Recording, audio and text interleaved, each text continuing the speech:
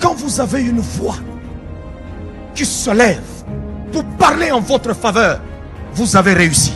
Que vous avez un beau pays, un pays très puissant, un pays qui peut jouer un rôle énorme au sein de l'Afrique et du monde. Et je vous fais le serment que d'ici la fin de mon mandat, vous allez voir un Congo nouveau, un Congo fort, un Congo puissant et prospère, un Congo qui va parler de l'Afrique à travers le monde entier.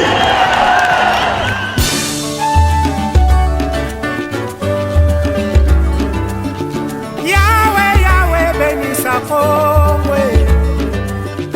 Yahweh, Yahweh, batela Congo.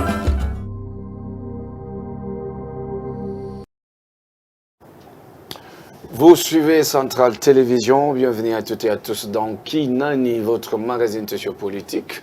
Là où on a toujours eu le temps de faire le décryptage de l'actualité, permettre aux citoyens congolais de s'exprimer, pourquoi pas ne pas donner leurs suggestions pour le bien-être de toute la nation congolaise. Alors, je commence par souhaiter bon week-end à tous ceux qui sont scotchés parce que je vous présume nombreux devant vos petits écrans.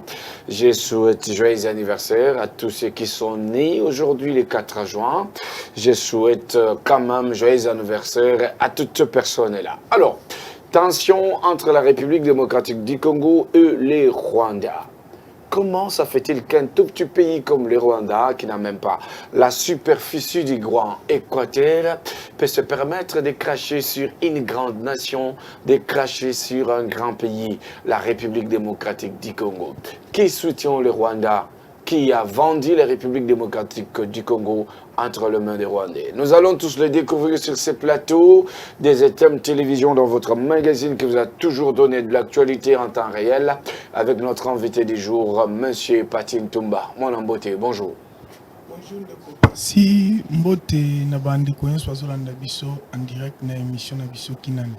Merci beaucoup. Totoni quand même botondi na boye na bino peto ya mbio na combo ya magazine qui na esengo nyonso. Alors, la fois passée, tu as avant de entamer le dossier, il y a tension entre RDC et Rwanda. La fois passée, tu as essayé de donner certaines versions, il y a des informations. Et après, on a vu l'un des cadres de l'IDPS, qui est conseiller politique d'Augustin Kabouya, à Zongiawa. Alobi na baemboka Patin Toumba azamto lokuta Patin Toumba tikala loba vérité te Patin Toumba azobanga nzambete. Alors qu'est-ce que vous dites parce que yo loba kia wakeno yo ko pesa version il y a vérité nyo sur les canaux parti mais il y a le bignon sur yo loba kia weza lokuta. Alors qu'est-ce que vous dites avant tous les canaux na dossier attention entre Rwanda na République démocratique du Congo. Ndeko pasi obi tamozolo banazo seka. Oui, on est section. Nini o section. On a lobio moko ya bakadre zalaki. Hein? Eza balanga jo Peter Kaza zala nango. O cadre de l'IDPS. Tuna bango bakadre ya nini? Banoma bango na décision nini? Faut tuna bino mutu nyoso ya lobia za cadre bondimi. Mais bino botindi ya comme étant cadre à partir na. Nana tinda ye. Oh yebat. C'est-à-dire yaki na ndenge na ye. Te aye na ndenge na ye ko intervenir en tant que flatteur au hasard tout autour ya CG Kabouya. Yango moni aye quand même. Bon, c'est là entre bino mbale yo na ye. Na naza vraiment flatteur, qui flatte. Yete, boyo kita ilio d'abord na kombo lo biaza cadre. Flatteur d'abord il bosse. Il y a les bosseurs, mona conseiller za cadre. Mais yo lo biaza cadre. Ah l'action décision ce que va nommer. C'est bon. Mais yo lo ba kia waki, c'est déjà na mi tokaso e combien? Mais yo ata vélo pas mozaka na ngote. Mais oui. Ya lo bia wa konozo kosa, c'est déjà pesa yo moto, linga ki kaka ba ba panza. Mutorola nga vraiment mutorola nga okindotanga likama moto e kokana litso biso to sali na IDPS. C'est-à-dire pour na moto eze le côté. On est en finga ngati. Ko finga na ndenge nini ozaki ni le côté otambula. Et le côté. Oza nini le côté. Nga za le côté na tebibo. Mais par rapport à l'ITS Nabiso Tosali jusque-là, en tout cas, je vous dis rien que la vérité. Moi, je dis que la vérité, c'est vraiment dans les chaotiques. Dans les chaotiques. Oui, l'ITS Ming Yabato va s'arrêter qui au sein de l'IDPS. Il a vraiment zopé sa biso baiser de Jida. Baiser de Jida, est-ce que tu peux expliquer ça dans le sens? Donc, les gens qui ont sacrifié leur vie, leur jeunesse, qui ont tout sacrifié pour ces combats. Les lots vraiment bateau, en tout cas, Baktogoma ont regretté. Pourquoi Batagnon sont là tous les qui ont au sein de l'IDPS?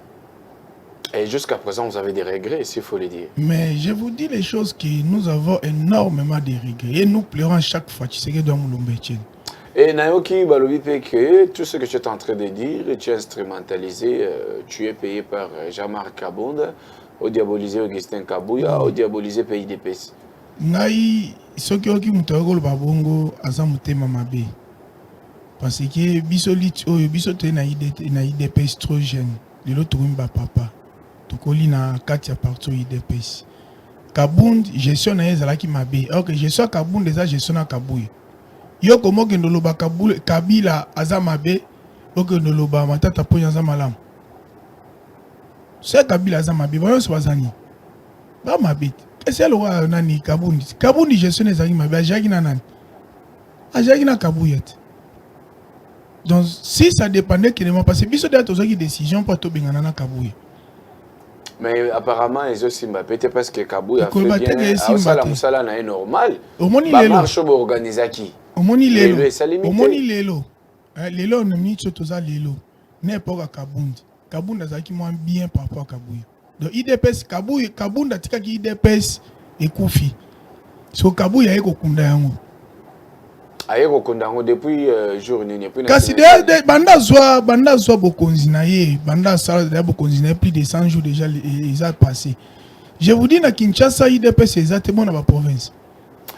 Merci beaucoup. Na Kinshasa, sur le lobby exact, mais dans la province quand même, parce qu'on a vu à l'est, il y a eu des marches au Salemaki, dans compte il y a eu des PES du côté est de la République qui se sont mis en route pour faire une marche pacifique, soutenir le FARDC. Mais quand nous disons que l'IDPS n'existe pas, ce n'est pas à cause des marches, non.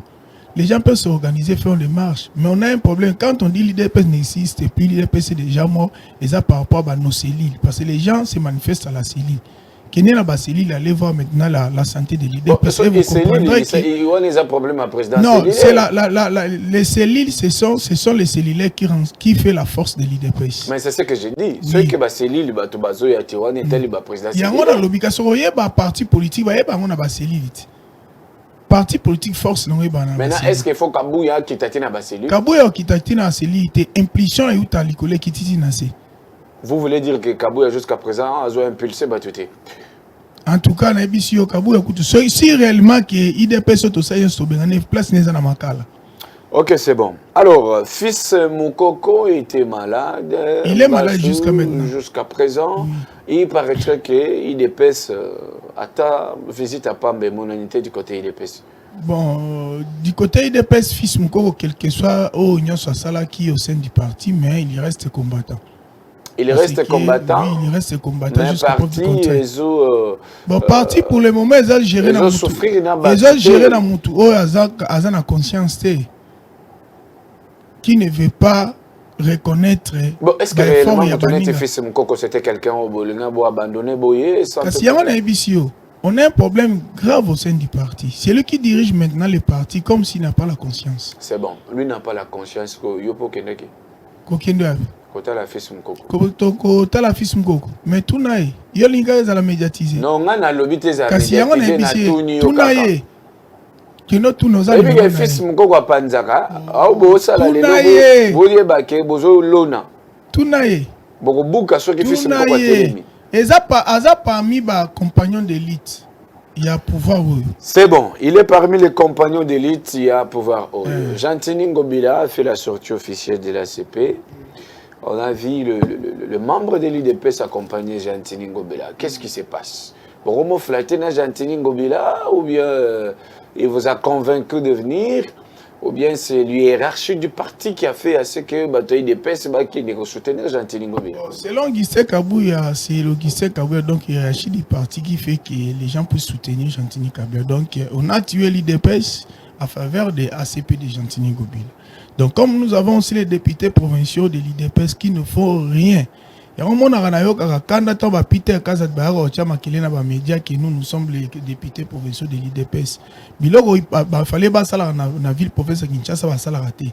Mais ça n'a pas si au moins le président de la République a zoyambaye mais biso bato totikali fidèle totikali ferme na ba principe à respect à parti président boya koyamba biso c'est parce que vous ne passez pas par le secrétariat du parti. Papa normalement c'est yo kanisi secrétariat secrétariat so ya pita kaza di toba yamba kia kena na secrétariat il y a les gars konate kila kino serendo sani siko koma konande est-ce que yanga pe na tunioti yango yokinga ce que na lobby yango yokinga na lobby que et ça la biso pasi parce que na biso Kinshasa na biso to tambola na masse to dirigeara masse c'est na province au ba finga chaque jour président de la République c'est la ville province de Kinshasa donc boyebi ke ba finga kai tala a finga makadi jour au jour kana domaine moko on a lobela na yo sala ngo mission ko msusu wa ka domaine à transport au monde à Kinshasa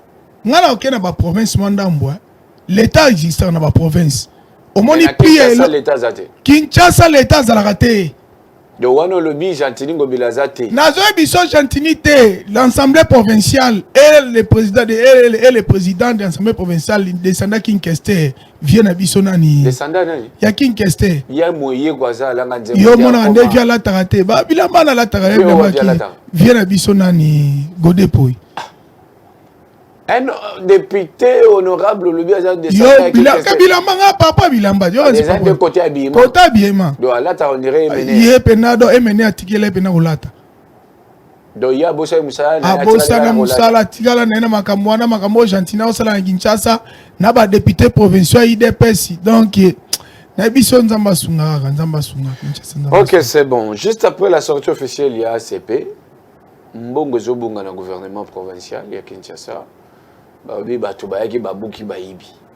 Comment est-ce que vous réagissez à ça? Si on a auto épisode, descendant qui est il y aura une chose à Osala Moussalate, il y a bilorana et bien motin. Kinshasa Zokufa, Nicolas va soi-disant député provinciaux, Nayemro président na Bango Godepoi. Parce que Gentina a géré na gouvernement provincial, non? Na l'Assemblée provinciale, pardon. Parce que l'Assemblée provinciale, c'est eux qui vont Kosola. Bavana nye talabatu depuis biso toza pouvoir depuis moto transport moto ko mobula na mboka oyo l'état na biso incapable ya ko fixer l'état ba prix.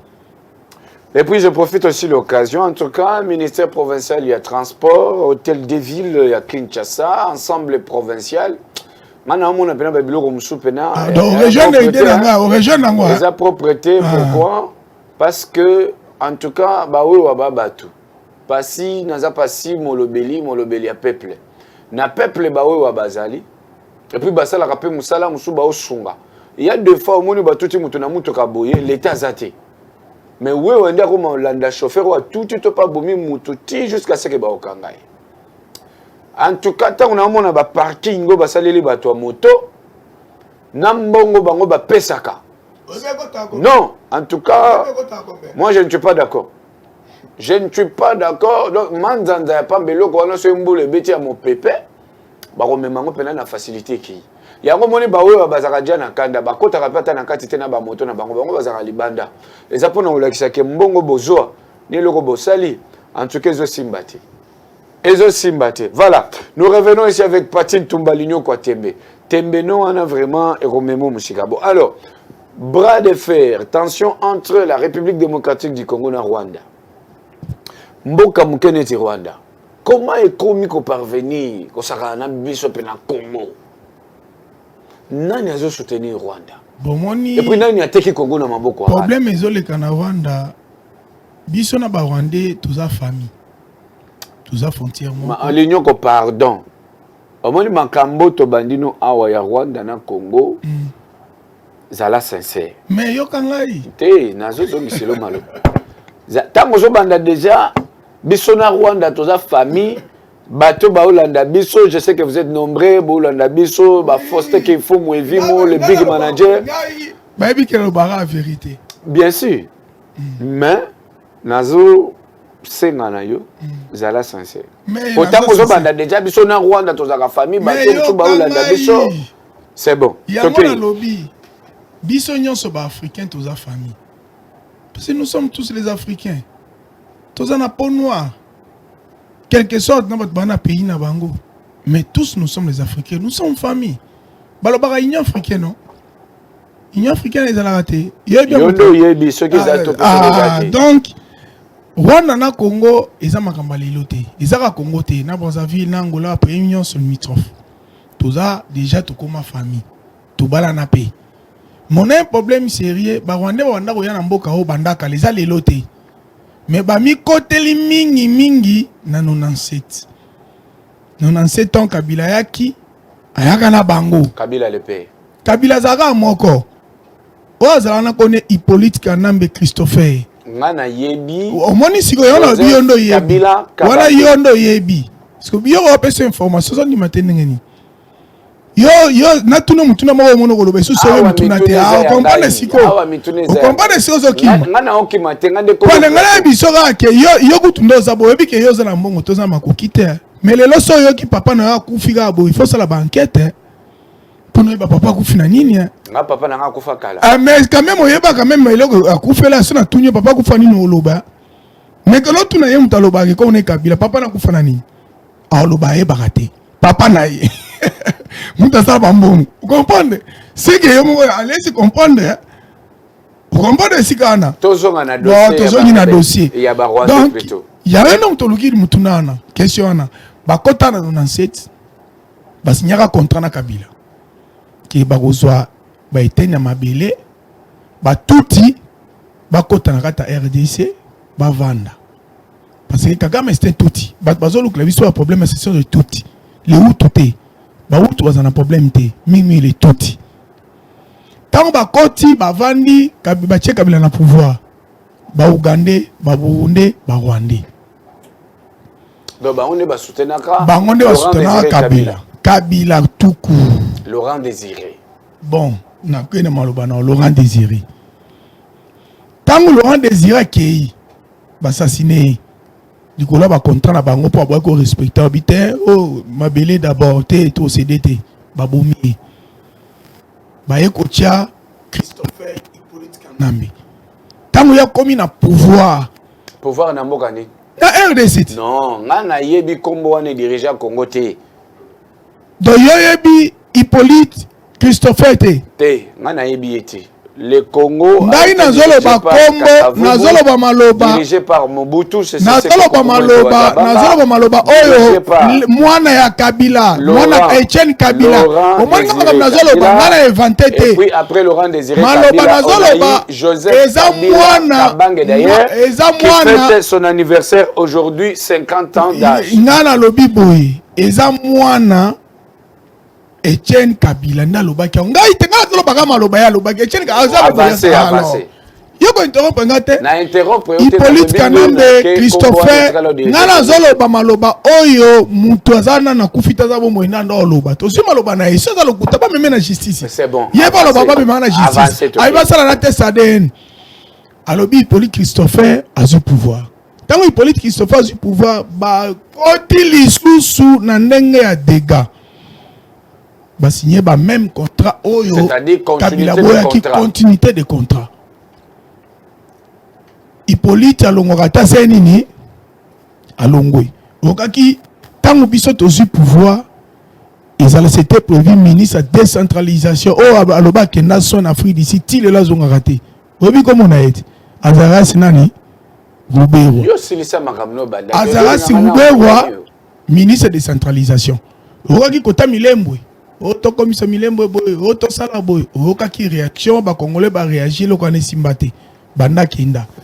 Parce que tile lo Kagame souci na kaka ba contrat na bango wana. Contrat ya timba azolinga nzuza futa yango.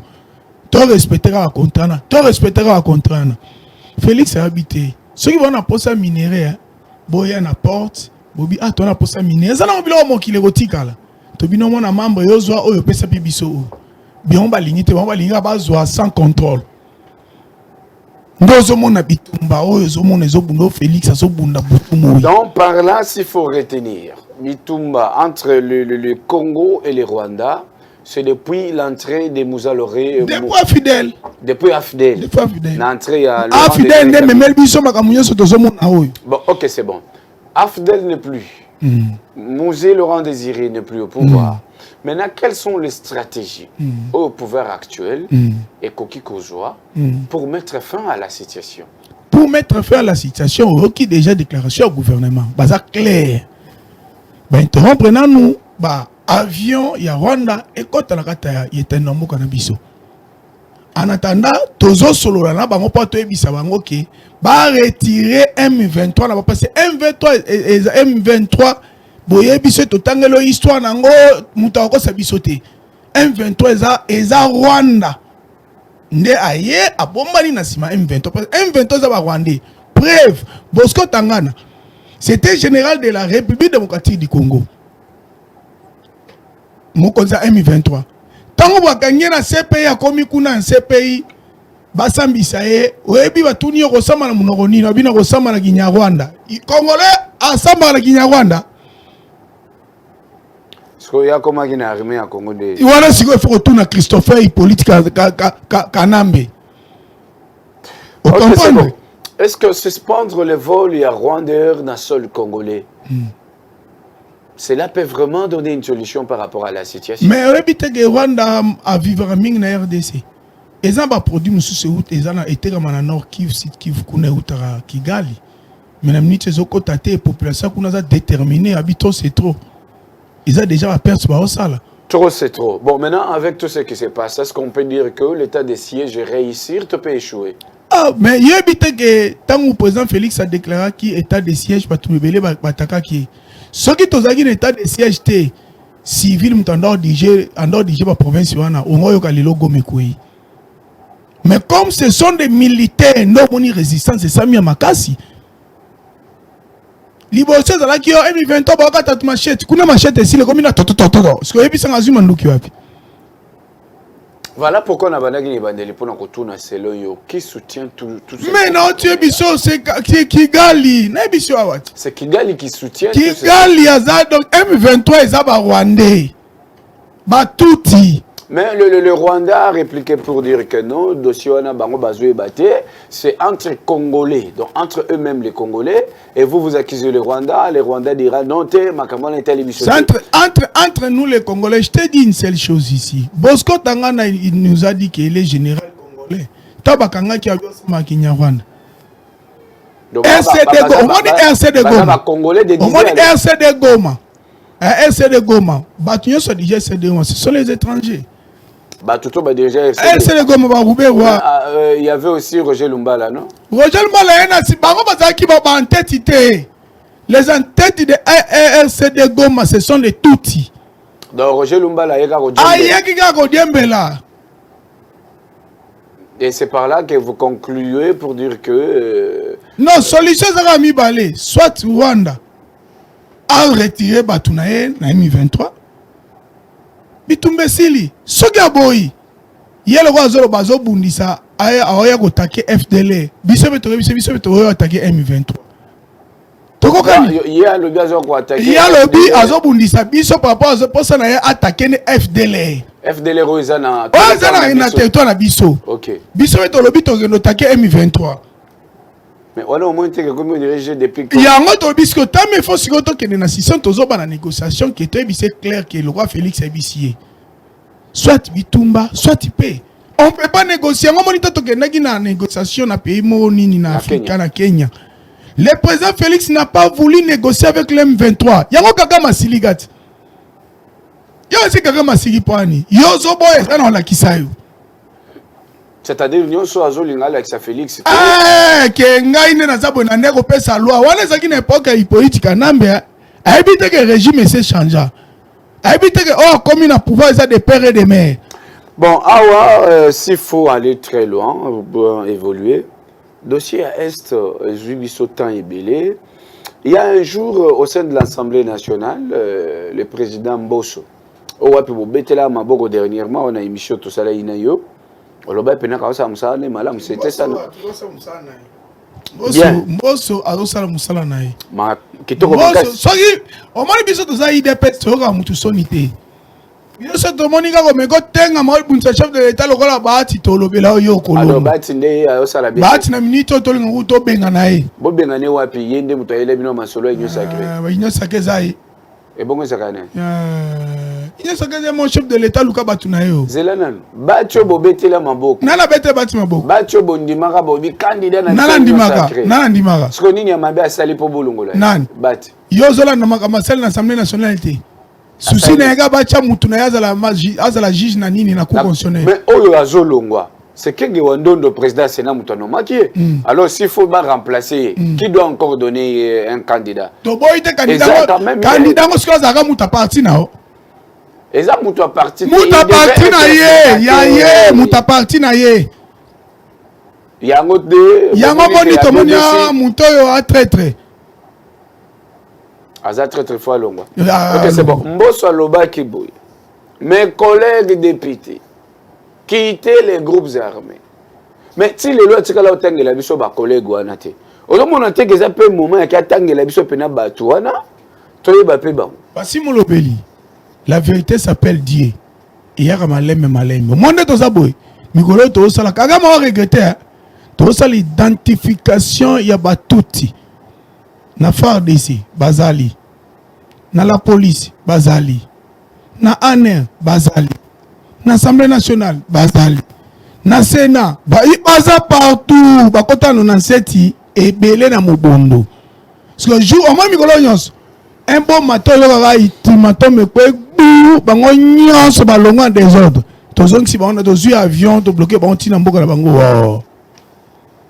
Izala ki monter maroki toza pressé nini. Tozela.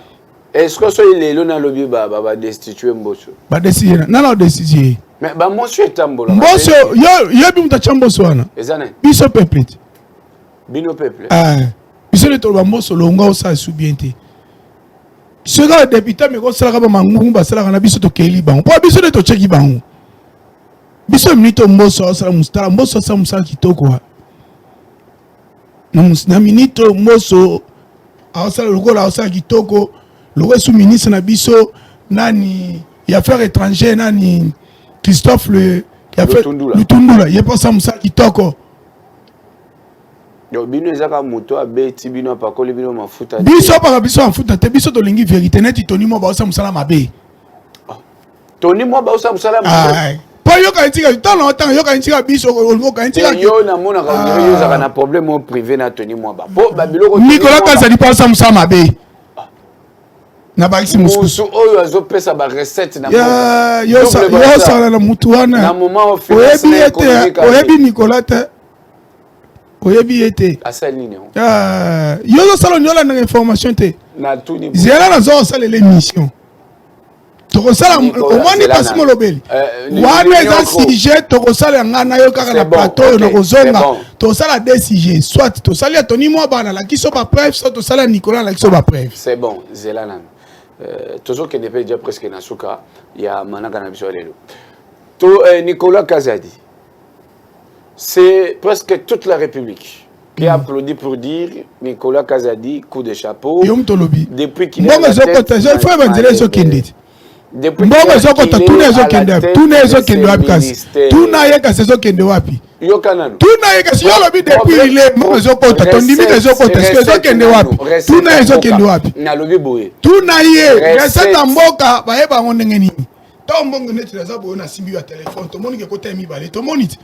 parce que yo so ba zo kota e kota combien ezo mona na wapi eza wapi ezo kende wapi yo pona yo eza nelo ko moko esala te traçabilité na mo eza te tuna e mais yo zo ko konza ba dette publique mo konza ba dette publique c'est-à-dire bandongo l'état futa te na pas Kabila yende mutazo futa spécialiste non mais qu'est-ce qu'il fait il est fait au nom du pays pourcentage au salon pourcentage après ça va venir sauter so atali yo abio neti atali yo l'état futa comme 50 000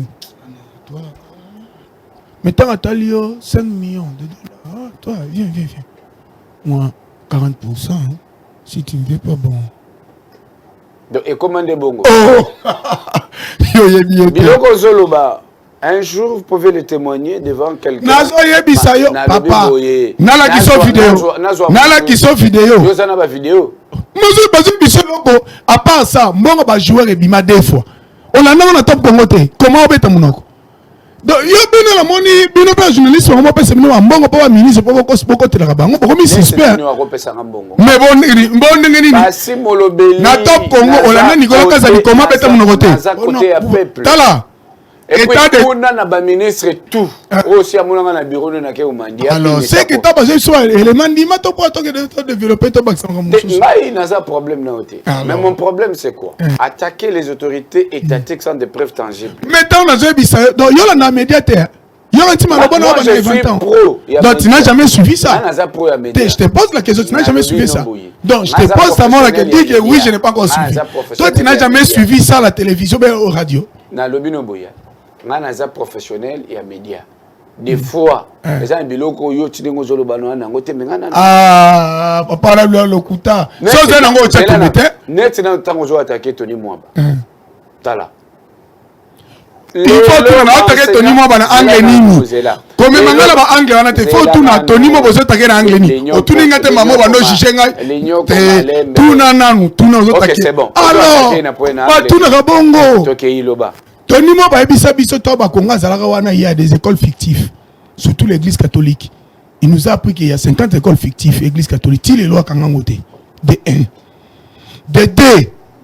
Nana ba oyebi ke kana zana kanda tipa na makasi hein. Ya na biso wana oyo biso na sujet mususu. Nana ba konga mona na ngaza na première secondaire 7e afuta te. 8e afuta te. Melo na Tony Mwamba na afuta $400. Nga sala wapi? C'est bon. Yozo me manga bloka kanda wana. Toke na enseignement primaire. Na mona nga basali presque 2 mois 45 jours batanga ate. C'est bon. Dossier économique. Il y a eu des enquêtes ba ko tel sake ba coloniser ba école bana ko exister. Wana zaki est Tony Mwamba ezaki bloka lokuta tanga lelango mo choke na bomi moto. Tika na mon cher. Na moi je travaille chez Tony Mwamba, je sais comment mes fonctionne. Le hasard mabe. OK, ça va, c'est bon. Toi, ça l'émission comme sous il y a Kinani numéro ya lelo, liloba ya suka pona ba eto balanda kibiso, liloba pe na parti au pouvoir IDPS. Liloba suka en tout cas na tine la ga mama Marti. Azana na bomoi. Biso na IDPS tondo bunda.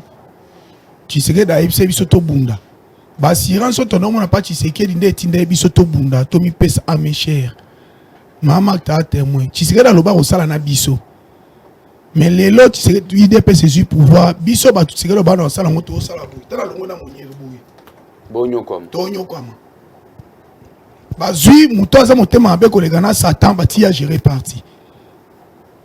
Augustin Kabuya. Les lots IDP trop le bango li susté. IDP déjà ba kundiango. Donc maman Marthe à chaque fois nga vidéo na ngana bando tango kaka. Pas oza na un mot à dire parce que tu es là parmi les cofondatrices yo bino boza témoin authentique au vivre événement IDPS. Comment bato mobile lando ba sana ba bato no ba sala te yo pour vanino lo bailo te. Til elo majorité bato ba bunda pour na IDPS sur 100% bato ba sala bazar 2%. Mais bato mon IDPS passe te ba sala bazar très à l'aise qui vivent bien. Merci beaucoup. Je suis sûr et certain que le message est bien passé, adressé à Maman Marthe Kassalou Tshisekedi. Merci à vous d'être venus sur ce beau plateau de Kinani. Merci à toute l'équipe technique qui m'a accompagné. Merci à toi, Natam Koko. Merci à Foster Kifumo et Vimo, le Big Manager. Moi et vous sur la même chaîne, dans ce même magazine Kinani. Je vous retrouve à la prochaine. Ciao et bon week-end à toutes et à tous. Quand vous avez une voix qui se lève pour parler en votre faveur, vous avez réussi. Que vous avez un beau pays, un pays très puissant, un pays qui peut jouer un rôle énorme au sein de l'Afrique et du monde. Et je vous fais le serment que d'ici la fin de mon mandat, vous allez voir un Congo nouveau, un Congo fort, un Congo puissant et prospère, un Congo qui va parler de l'Afrique à travers le monde entier.